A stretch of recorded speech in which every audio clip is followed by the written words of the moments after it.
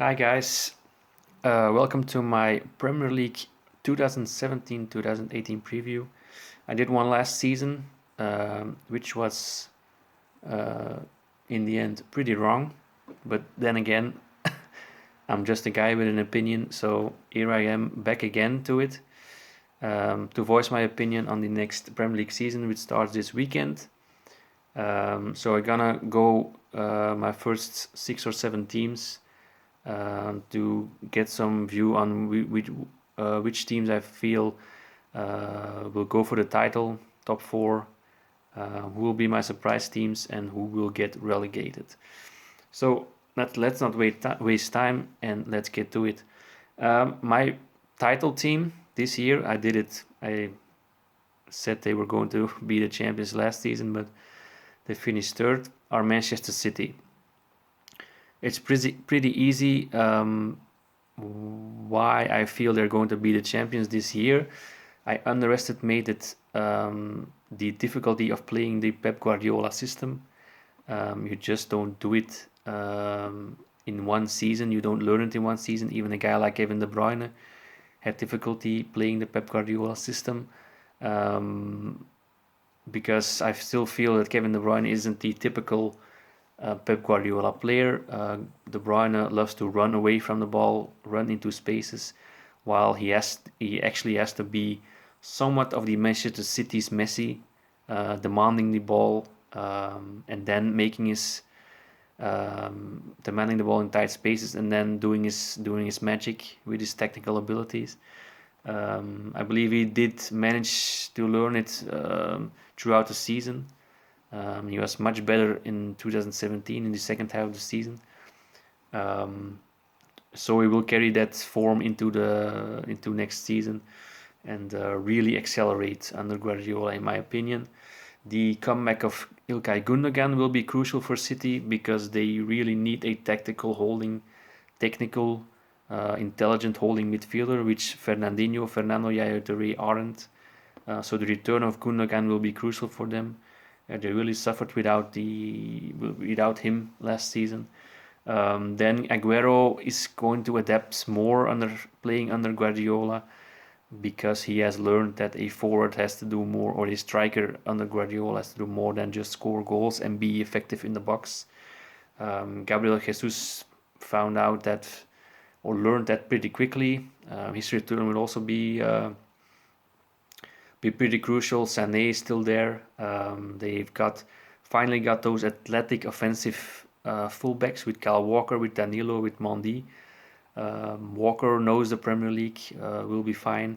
Mendy will have to learn in the Premier League. Will have to learn how to play at that next level, in my opinion. He'll have to adjust to the Premier League. Danilo struggled at Real Madrid, but then again he played behind Carvajal, who is a world-class fullback. So I don't blame him for that. I feel he can relaunch his career at City. So they're athletes, they're offensive fullbacks. John Stones will have another season under his belt, who now will have Vincent Kompany for hopefully a full season behind next to him, who's still their mental defensive leader. So they also have a better goalkeeper with Ederson. So all in all, it's pretty easy to put Manchester City at one. They have the deepest, most dangerous team, and I believe they will finish pretty easily first this season. So my second team is Tottenham. Why Tottenham? Many of you will probably think that's weird, but Tottenham haven't done anything this summer. But my question there is, do they have to? They have a very solid, great team with players who have been together for a couple of years now. Harry Kane is still there, who I feel will once again be the top scorer. Eriksen is still there. Dembele is still there. Their world-class goalkeeper with Lloris is still there. Their very strong defense with Alderweireld is still there. Kyle Walker is gone, but then again Trippier is there to replace him. He isn't that good as Walker, but then again he'll be fine at right back in my opinion. Dele Alli is another season under his belt. Tottenham has just everything to once again challenge for the title, but in the end coming up just short. So for me, they're the number one team just because their team mentality, their team power, offensive, defense is just too good. Do not finish in the top three, in my opinion.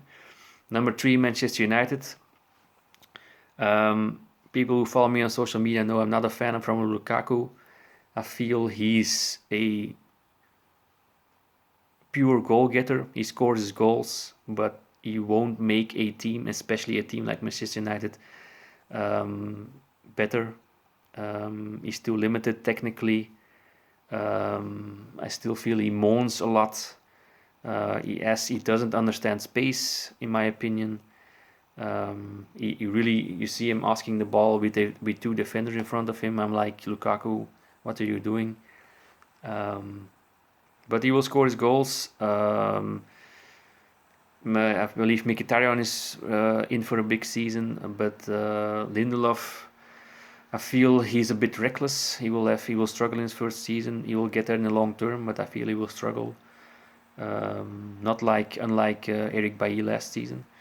But defensively, Manchester United are pretty strong. Of course, it's a Mourinho team. So in an organization, they're always good. But their biggest addition to me is Nemanja Matic because he could unlock Paul Pogba. And I feel Manchester United will go as far as Paul Pogba guides them.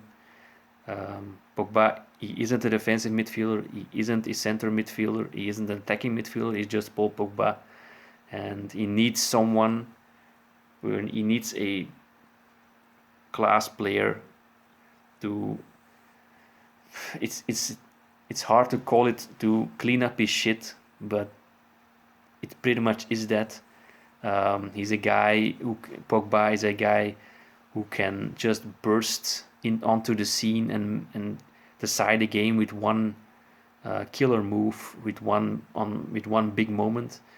That's also his flaw because he's always looking for that big moment while he just has to be great for 90 minutes. But then again, Matic is the guy who can, get that more defensive role, demand the ball from the defense and bring it up offensively, and just make Pogba great in midfield, in my opinion. So, great addition, in my opinion, for Mourinho and Manchester United. Lukaku, I'm not sure. I don't feel Lukaku is better than Ibrahimovic last season. So I feel Manchester United, they will be better, just also because Mkhitaryan will be better, Pogba will be better. Matic is there. So I feel they'll go get back into the top four, at least top three, in my opinion. Maybe with some luck, if Tottenham aren't at their level, they could finish second. I feel they're going to be third. So then Chelsea, it's a massive mistake in my opinion to sell Diego Costa. I feel he's the perfect player for this Chelsea team. He fights in every sense of the word and he scores goals. I don't feel Morata is that type of player, but he has to be that type of player, but he isn't. Batshuayi is even more that type of player, but is he ready for that level? I'm really not sure.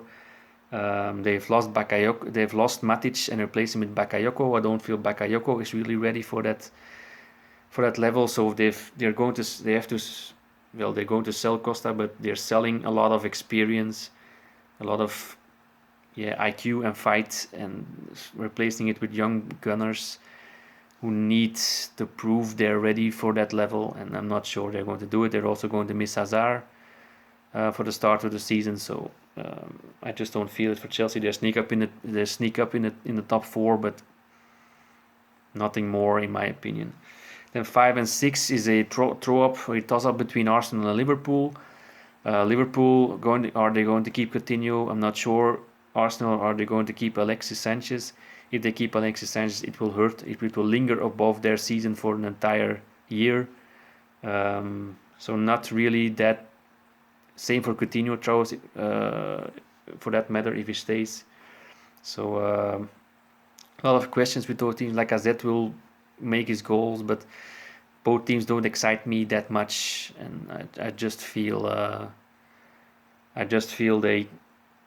they're not ready for the top four, and they'll fight it out for fifth place. But in my opinion, if it stays like this, their team stay like this, it's going to be Liverpool fifth, Arsenal sixth, in my opinion. Everton is in no man's land in seventh. They'll miss Lukaku. I feel Rooney will have a good season, scoring. Klaassen is a very good addition for them, like Keane, like Pickford, so they're better defensively. I feel they will finish sixth with West Ham, with Arnautovic, with Chicharito right behind them. Crystal Palace will be better with Loftus-Cheek, we read about. Watford will be very good in my opinion, with Gray, with Richarlison, with Cleverley. And I feel Huddersfield, Brighton and Burnley will go down because they're just not good enough to make it in the Premier League. So that's it. Ciao.